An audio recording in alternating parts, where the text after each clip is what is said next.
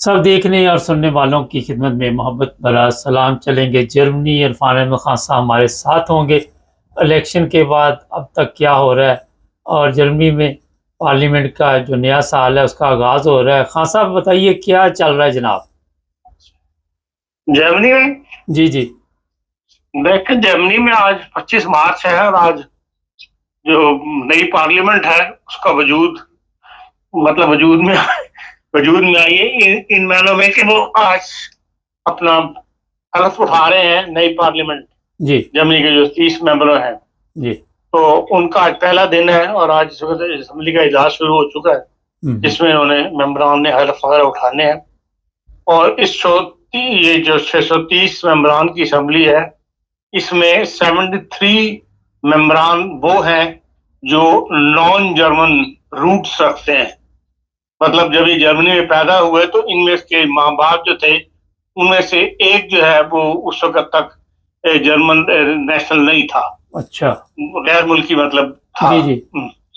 और इस लिहाज से ये पहली असेंबली है जिसमें इतनी बड़ी तादाद में इमिग्रेंट्स रूट के लोग जो हैं वो मेंबर असेंबली मुंतखब हुए हैं। और मुझे वो वक्त भी याद है कि सारी की सारी असेंबली जो है सिर्फ जर्मन ही होते थे, और अब ये है कि आहिस्ता आहिस्ता ये तादाद बढ़नी शुरू हुई थी और अब ये है कि इनमें 73 मेंबर्स ऐसे आ गए हैं। इनमें टर्किश भी हैं, ज्यादातर जो है वो उनमें टर्किश और जो ऐसे जर्मन्स जो जर्मनी छोड़ के ईस्टर्न ब्लॉक में जाकर आबाद हो गए थे और अब दोबारा वापस ये रूस के खत्म होने के बाद, रूस की इत्तेहादी मुमालिक खत्म होने के बाद जो दोबारा वापस जर्मनी आकर आबाद हुए हैं, तो उनमें से नौजवान जो है वो दिए गए हैं जी। इसमें 46 मेंबर्स वो हैं जो अंडर 30 है, इनकी एज जो है 30 साल से कम है। और इनमें एक नौजवान जो है वो 23 साल का है, लूके होज उसका नाम है। ये लेफ्ट पार्टी ने नॉमिनेट किया है। पसाओ बायरन में जगह छोटा सा शहर है, वहां से इसका ताल्लुक है। और इस असेंबली के अंदर भी इस वक्त जो कहा जा रहा है कि हर 5वां मेंबर जो है वो उसका ताल्लुक जो है वो कानून से है और कानूनदानों को ज्यादा मौका दिया गया है।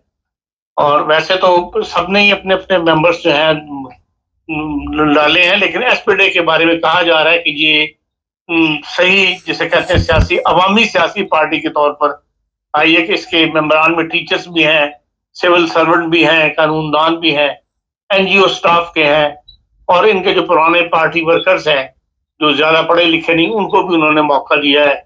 इस लिहाज से ये कह रहे हैं कि ये अवामी पार्टी बन के जो इसमें आई है। और औरतों की नुमाइंदगी जो जर्मन कानून के मुताबिक इस तादाद से बढ़नी चाहिए वो नहीं, उसकी वो पूरी नहीं है। और उसकी वजह ये बताई जा रही है कि एएफडी और सीएसयू इन दोनों ने बहुत कम खवातीन जो है वो उनको मौका दिया है अपनी मेंबरशिप के अंदर। जो पार्लियामेंट में लोग लेके आए हैं उनमें तो एएफडी तो जो मुखालिफ पार्टी है उनके गैर मुल्कियों के, उन्होंने सिर्फ 12% खवातीन को मौका दिया है अपनी पार्टी में यहाँ नुमाया आने का। तो सबसे दिलचस्प बात यह है कि आप ये देखें कि हमारे यहाँ जो लोग मेंबर मुंतखब होते हैं, अभी जो असेंबली आई हुई है, इन्होंने भी आते ही सबसे पहले अपनी तनख्वाहें बढ़ाई है 1 लाख रुपए। और जो वजारतें हैं, जो वजीर हैं, उन्होंने भी अपनी तनख्वाहें बढ़ाई हैं।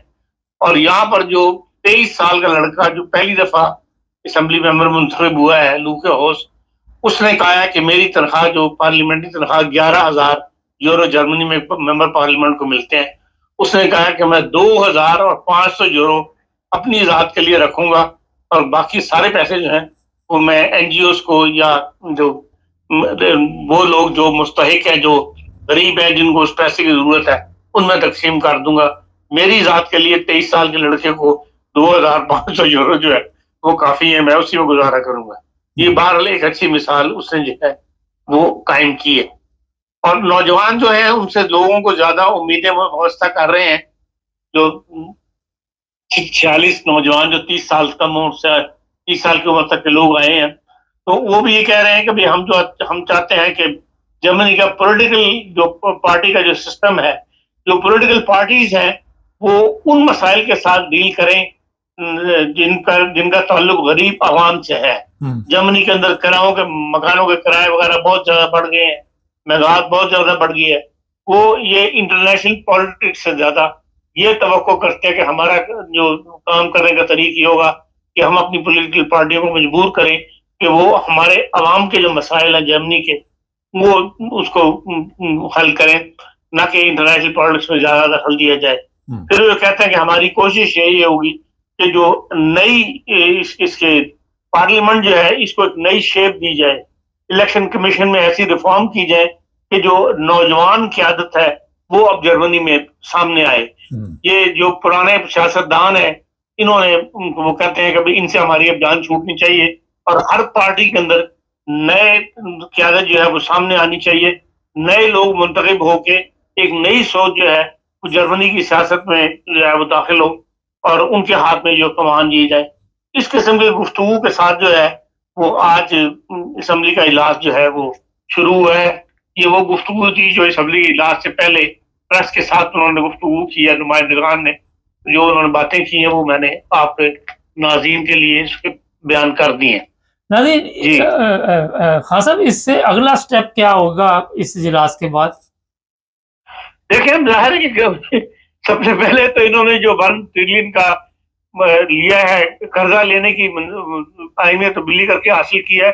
अभी तो 1 ट्रिलियन को किस तरह खर्च करना है, इसमें बहुत बड़ा जो है नया सिस्टम बनाना है पूरा दिफा का, तो दिफा का नया निजाम कायम कर रहे हैं। सबसे बड़ी बहस तो उसी पर होनी है और बाकी हाउस होल्ड वगैरह के जो है उसमें कानून में जो तब्दीलियां होनी है उन्हीं पे बहस होगी।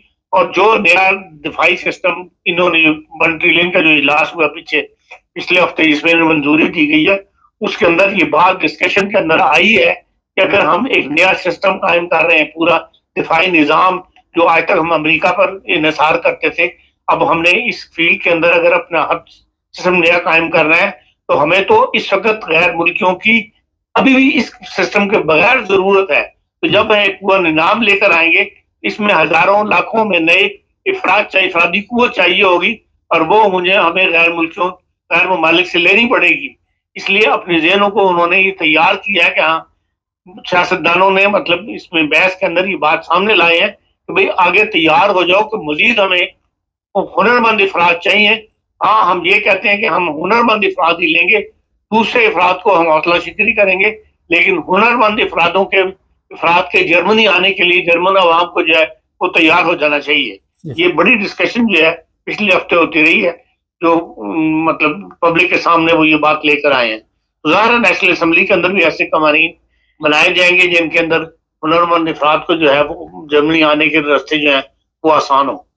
हाँ साहब, एक चीज़ ज़रा बताइए, जो भी आपने बड़ी एक ज़बरदस्त बात की कि नौजवान ने कहा कि मुझे सिर्फ 2500 यूरो चाहिए अपने खराजात के लिए, एक बड़ी ज़बरदस्त मिसाल है। यहाँ पे बड़ा एक अहम सवाल उठता है कि हमारे ममालिक में तो कोशिश होती है कि कोई 10 गाड़ियाँ आगे भी हों पीछे भी हों, यहाँ जो असम्बली के लोग होते हैं उनको क्या प्रोटोकॉल दी जाती है? यहाँ असम्बली के मेंबर असम्बली के पास कोई प्रोटोकॉल नहीं होते। अच्छा, तो ये तो जुल्म नहीं पड़ा इनके ऊपर करते हमारे?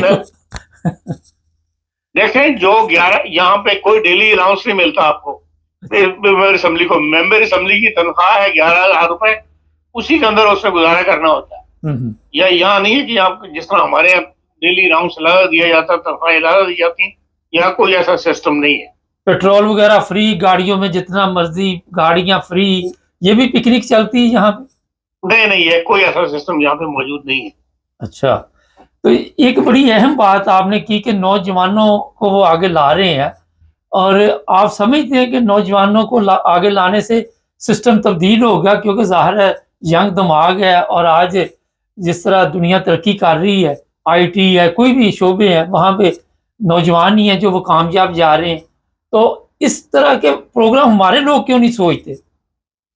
हमारे सियासी जो कल्चर है, ये सियासी जो निज़ाम बना हुआ है, उसके अंदर शख्सियत परस्ती बहुत ज्यादा है। इसकी वजह से वो सारा सिस्टम जो है, जो अभी तक की सियासत माहौल के अंदर जो जिम्मेदार है, जो इंडस्ट्रियलिस्ट है, जो साहिब हैसियत है, वो सियासत पर छाया हुआ है अपनी हैसियत के से मतलब फायदा उठाते हुए।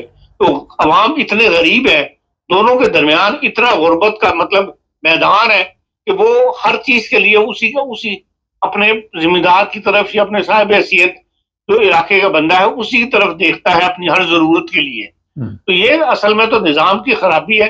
जब तक निजाम तब्दील नहीं होगा, और जो पुराने शासक बैठे हैं ये तो कभी भी निजाम को तब्दील नहीं करेंगे। इसीलिए जर्मनी के नौजवानों में ये सोच आई है, और इन नौजवानों ने कहा है कि भाई हम चाहते हैं कि नए लीडरशिप आए जर्मनी के अंदर। और पाकिस्तान को जब से स्टूडेंट्स जो ये सेशनें वगैरह होती हैं उनके ऊपर पाबंदी लग गई थी पाकिस्तान में जिया के जमाने से, उसके बाद से नई लीडरशिप इसलिए पैदा ही नहीं हो सकी। उसका सबसे बड़ा नुकसान ये हुआ है कि नए स्टूडेंट्स लीडर नहीं पैदा हुए जो अब अपनी यूनिवर्सिटियों के अंदर सियासत करते थे। वो उसके नुकसान भी बहुत ज्यादा थे, लेकिन ये कि वहां से सियासी लीडर पैदा होने शुरू हो गए थे, तो वो उससे हम महरूम हैं।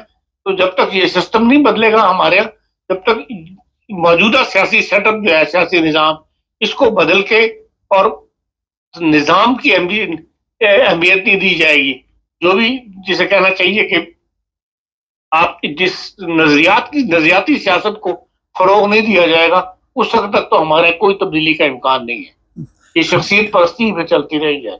हाँ साहब, बड़ी तादाद में आपने बताया जो ऐसे लोग पार्लियामेंट में पहुंचे हैं जो किसी न किसी रंग में किसी गैर मुल्क से तल्लुक़ रखते हैं या माँ या बाप की तरफ से, तो आने वाले दिनों में आप देख रहे हैं कि गैर मुल्कियों के लिए कोई अच्छा ही वहाँ पे सिस्टम आएगा, कोई बेहतर आएगा। और एक बात बड़ी अहम आपने की कि आते ही पार्लियामेंट ने अपनी अवाम का सोचना शुरू किया है।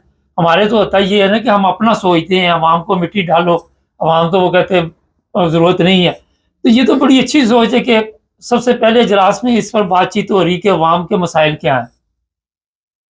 बिल्कुल, ये तो देख लें, ये लोग तो सियासी पार्टियां, यहाँ के सियासतदान जो है, ये अवामी खिदमत के लिए सियासत करते हैं। हमारे माहौल के अंदर सियासत की जाती है अपना पैसा बनाने के लिए, अपना मर्तबा बुलंद करने के लिए, अपना स्टेटस हाई करने के लिए। तो ये बहुत बड़ा फर्क है दोनों निजामों के अंदर। इसलिए लाजमी कि यहाँ पर जिसने सियासत करनी है उसने अवाम के लिए सियासत करनी है, अवाम के म्यार को बेहतर बनाने के लिए, मुल्क के लिए सियासत करनी है। वहाँ शख्सियत, अपनी शख्सियत के लिए सियासत इंसान करता है जो भी सियासत में आता है। तो ये बहुत बड़ा नुमाया फर्क है। जिस फर्क को दूर तो वो निजाम ही कर सकता है, जिसको तब्दील किए बगैर गुजारा नहीं। जी हाँ सही। अब पार्लियामेंट के इजलास के बाद बाकायदा तौर पर कब तक नई गवर्नमेंट जो उसके वज़रा हलफ वगैरह उठा लेते हैं? देखिए मेरा 2-3 दिन के अंदर हो जाएगा यकीन, ऐसा काम। थोड़ा सा बता दें कि कौन कौन से लोग इस वक्त गवर्नमेंट में आ रहे हैं, कौन कौन सी पार्टी, हमारे नाजरीन को पता चल जाए। नहीं देखें, हुकूमत यही बनाएंगे जो सेडू एसपीडे है, सेडू सीएसयू एसपीडे, इन्हीं की हुकूमत बनेगी। लेकिन इनकी अभी कैबिनेट क्या होगी इससे अभी कोई अनाउंसमेंट वगैरह नहीं आई। इनमें भी होता यही है ना कि कुछ वजारतें उनकी होंगी, कुछ इनकी होंगी, इसी तरह चलेगा ये। लेकिन ये कि कितनी वजारतें एसपीडे को मिलेगी, कौन कौन सी वजारत मिलेगी, ये अभी फैसला नहीं हुआ। लेकिन बहरहाल ये अनाउंस हो गया कि फ्रीडरिश मैक्स ही कैंडिडेट होगा वजारत से अपने चांसलर का। हाँ साहब, पिछली दफा मैं पूछा था, कई दोस्त ने देखते हैं प्रोग्राम, बड़ा चल रहा है, वो कह रहे जी हर सूरत आपको काम पे जाना पड़ेगा, अब जरूरी नहीं होगा कि आपके मेरा प्रूफ ये है। वो कहते जो काम भी होगा हम भेजेंगे, अगर आपको किसी स्टोर पे भेजेंगे तो वहां भी करना पड़ेगा। तो इस तरह का सिस्टम चल पड़ेगा। देखिए कोशिश तो इनकी यही होती है कि भाई जहां भी जॉब है, यहाँ जरूरी नहीं है कि भाई हाँ जो हाई एजुकेटेड लोग हैं उनको वो इस बात का ख्याल करते हैं कि हाँ उनके लेवल की जॉब, उनके लेवल से करीब जॉब जो है उनको दी जाए। लेकिन आम वर्किंग क्लास जो है उसके लिए कोई तमीज नहीं करते। जहां भी जॉब खाली है वो कहते हैं जाके वहां जॉब करो। ये पहले भी जर्मनी के अंदर सिस्टम है और इस सिस्टम में कोई नई तब्दीली नहीं ला रहे, लेकिन ये हमेशा से रहा है जर्मनी के अंदर कि वहां जॉब पर जाने पर मजबूर करते हैं आपको, भाई ये जॉब खाली है, जाके जॉब को ले और अपने पैरों पर खुद खड़े हों। लेकिन बाद दफा लोग जो है मेडिकल दे देता है, कुछ देता है। अभी देखें, मैं अभी एक केस से गुजरा हूँ इसी हफ्ते के दौरान। अब बंदे के 4 बच्चे जर्मनी में पैदा हुए हैं, चारों माशाल्लाह पढ़ लिख गए हैं उसने, लेकिन उस बंदे ने एक दिन भी जर्मनी में काम नहीं किया। वाह, जबरदस्त। 30-32 साल के अंदर एक दिन भी, और वही चीज उसकी नेशनलिटी में रुकावट बनी हुई है।